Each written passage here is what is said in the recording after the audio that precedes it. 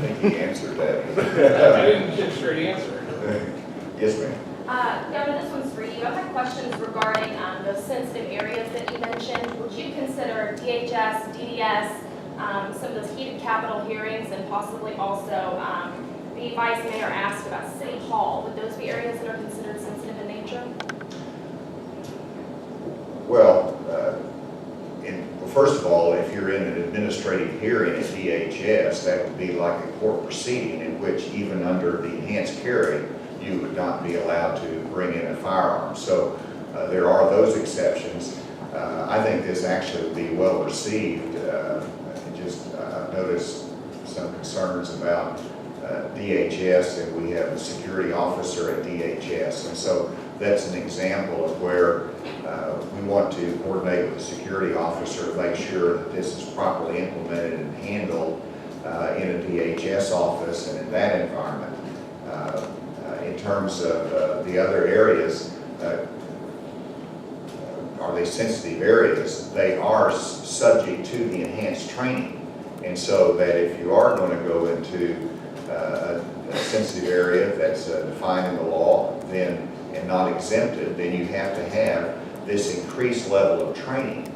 And so, I think that's a good balance. As a follow-up, when it comes to mental health, are there going to be any mental health screenings available? Because I'm sure Senator Garner can tell us that just because you're highly trained doesn't mean you're immune to things like PTSD or mental disease or a mental breakdown. So though you may have the qualifying training, that doesn't necessarily mean that you're fit to be in these very sensitive areas. Do you have any response to that?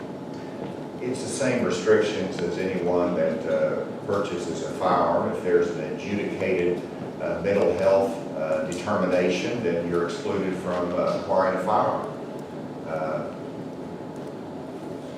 Yes. Considering the history in this country and even the state of political violence regarding firearms, do you have any hesitation allowing firearms in the state capitol? Actually, no. Welcome to my conference room. We're not exempt. It is enhanced carry. So if somebody has a concealed weapon permit, you cannot walk into the state capitol with your firearm.